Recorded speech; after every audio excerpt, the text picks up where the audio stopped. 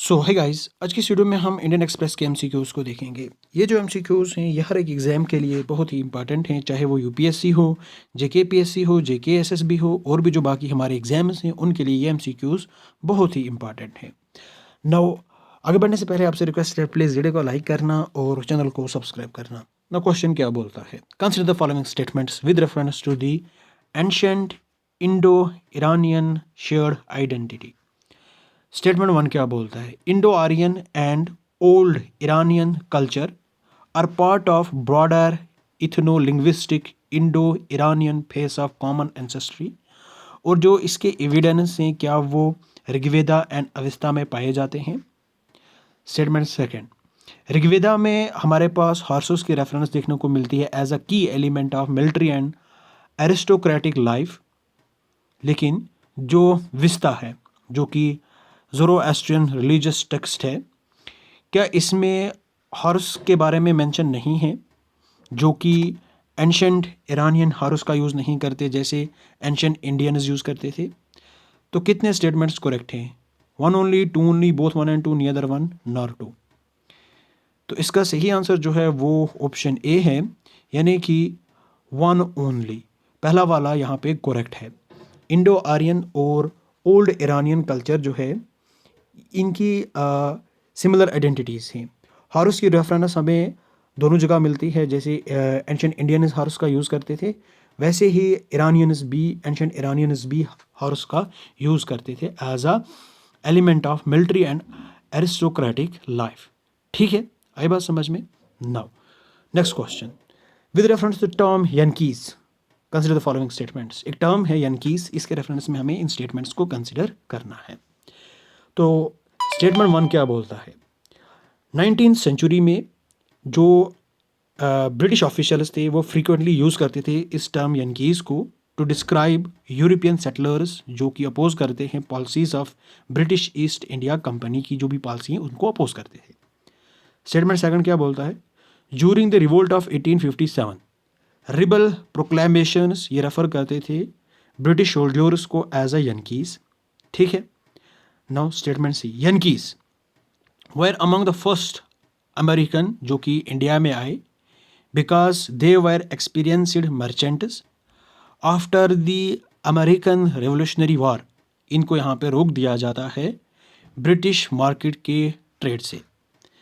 Now statement D, colonial India में Yankee जो है, क्या इसको official was the official designation for the migrant labourers जो कि यूएस में जाते हैं प्लांटेशन वर्क के लिए। तो कौन कौन सा स्टेटमेंट यहाँ पे करेक्ट है। अगर यहाँ की बात करें तो इसका correct answer is option C, Yankees जो है ये पहले अमेरिकन्स थे जो कि इंडिया में आए एज एन मर्चेंट्स, लेकिन आफ्टर अमेरिकन रेवोल्यूशनरी वॉर इनको ब्रिटिश मार्केट से ट्रेड करने से रोक दिया। ठीक है, तो option C is the correct answer. थोड़े ये लेंथी स्टेटमेंट्स थे, आपको थोड़ा कन्फ्यूजन होगा, तो मैं टेलीग्राम लिंक यहाँ पे डाल दूँगा कमेंट सेक्शन में और ज्वाइन कर लेना। मैं वहाँ पे ये इसका जो एक्सप्लेनेशन है वो डाल दूँगा। ठीक है, यहाँ पे मैंने ये आपको बता दिया। नाउ नेक्स्ट क्वेश्चन की बात करते हैं। तो एक फीमेल की यहाँ पे बात है, she was elected the constituent assembly of India Madras constituency से at the age of 34, youngest member थी और ओनली दलित वुमन थी असेंबली में। तो ये कौन है। ऑप्शन ए, दक्षियानी वीलायुधन, ठीक है, मुथुलाक्ष्मी रेड्डी, रुक्मिणी लक्ष्मीपति, या फिर सत्यावानी मीथु। तो इसका जो सही आंसर है वो ऑप्शन ए है, ये दक्षियानी विलयुधन है। ठीक है, ये ओनली दलित वुमेन थी, एज इनकी 34 थी, यंगेस्ट मेंबर थी एंड मद्रास कॉन्स्टिट्यूंसी से इसको इलेक्ट किया in the constituent assembly of India. Now next important question के बारे में बात करते हैं। Consider the following pairs with reference to the administrative office in the Mughal empire. तो यहाँ पे ये टर्म्स हैं, इनके रिगार्डिंग हमें मैच करना है। वाकिया नवीस, क्या ये ऑडिटर था? मीर समन, क्या ये कारखानास का इंचार्ज? मीर बख्शी, क्या ये हेड ऑफ मिलिट्री एस्टेब्लिशमेंट था? तो कौन से स्टेटमेंट्स करेक्ट हैं? स्टेटमेंट्स क्या क्या हैं? 1 and 2 only, 2 and 3 only, 3 only, 1, 2 and 3। तो इसका सही आंसर जो है वो ऑप्शन बी है, यानी कि वाकिया नवीस। ये अगर हम बात करें तो ये मेडिवल रॉयल फंक्शनरी जो है उसके इंचार्ज थे, incharge of news writing and reporting. तो ये इनकरेक्ट है यहाँ पे, मुग़ल एम्पायर से ये नहीं थे, ये मेडिवल पीरियड के थे। एंड मीर समन की बात करें तो ये इंचार्ज थे कारखानास के। मीर बख्शी head of military establishment. Okay, now the next question की ओर चलते हैं। द टर्म कंता का सुधाना रेफर्स टू। तो कंता का सुधाना ये टर्म है, ये किससे रेफर होती है? Removal of obstacles to agriculture in village administration, term जिसको यूज़ किया जाता है with reference to the criminal justice, a tax imposed on traders entering fortified cities, and a ritual performed to purify the king before coronation। तो इसका सही answer क्या हो सकता है? इसका सही आंसर जो है वो ऑप्शन बी है, यानी कि ये जो टर्म है इसको यूज़ करते थे किसके लिए? क्रिमिनल जस्टिस के लिए। आई बात समझ में? नाउ ये हमारे अर्थशास्त्र में यहाँ पे अपीयर है ये टर्म। तो ये जो सिस्टम है इसके थ्रू ये डील करते थे to for the detection, suppression and punishment of criminals. आई बात समझ में? नाउ नेक्स्ट क्वेश्चन की बात करते हैं। With reference to the Van Allen probe 1 and Van Allen probe B spacecraft, consider the following statements. तो ये स्पेसक्राफ्ट हैं, इनके रेफरेंस में हमें ये स्टेटमेंट्स कंसिडर करने हैं।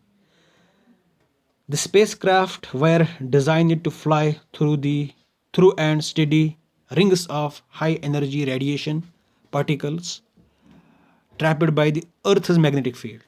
ठीक है, हाई रेडिएशन पार्टिकल्स की स्टडी करने के लिए इसको यहाँ पे लॉन्च किया है, जो कि अर्थ की मैग्नेटिक फील्ड है वो उन पार्टिकल्स को ट्रैप करके रखती है। स्टेटमेंट सेकंड क्या बोलता है?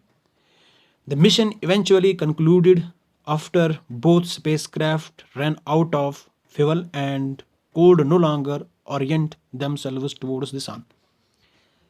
थर्ड क्या बोलता है? ये जो स्पेसक्राफ्ट हैं इनको लॉन्च किया है यूरोपियन स्पेस एजेंसी ने। तो कौन कौन सा स्टेटमेंट करेक्ट है? 2 only, 1 and 2 only, 2 and 3 only, 1, 2 and 3। तो इसका जो सही आंसर है वो ऑप्शन बी है, यानी कि 1 and 2 ओनली। 3 क्यों नहीं? ये जो स्पेसक्राफ्ट है ये किसने लॉन्च किया?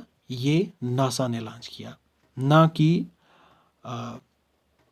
यूरोपियन स्पेस एजेंसी ने। ये किसने लॉन्च किया है? नासा ने लॉन्च किया है। बाकी दो जो है वो करेक्ट हैं। आई बात समझ में? नाउ नेक्स्ट इम्पॉर्टेंट क्वेश्चन की बात करते हैं। रिवर्स ऑस्मोसिस जो है ये टेक्नोलॉजी है, इसको हम किस में यूज़ करते हैं? वाटर रीयूज़ टेक्नोलॉजी में, फरमाया biotech, desalination of brackish water, radio active waste treatment.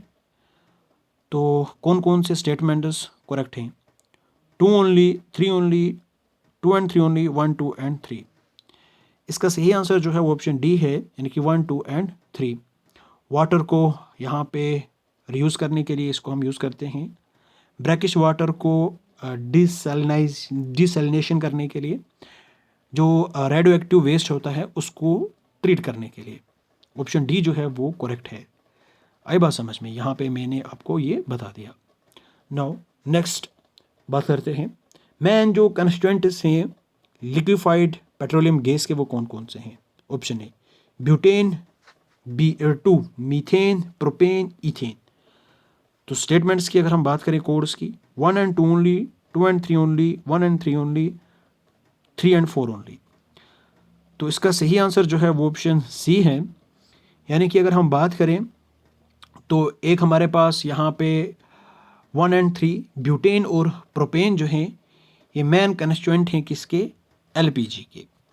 आई बात समझ में? तो यहाँ पे आप देख सकते हो। ना टर्म हेलियोसिस्मोलॉजी ये क्या है? एक मेथड है जिसके थ्रू हम डिटरमाइन करते हैं डिस्टेंस बिटवीन अर्थ एंड सन, या फिर हम मैग्नेटिक फील्ड जो सन के इर्द गिर्द हैं उनको स्टडी करते हैं, या फिर हम सन का जो आउटर एटमॉस्फेयर है और सोलर विंड से उनको ऑब्जर्व करते हैं इस हीलियोसिस्मोलॉजी के थ्रू, या फिर मेथड है जिसके थ्रू हम सन के इनसाइड जो मूवमेंट्स होते हैं उनको डिटेक्ट करते हैं। तो इसका सही आंसर क्या हो सकता है? इसका सही आंसर जो है वो ऑप्शन डी है।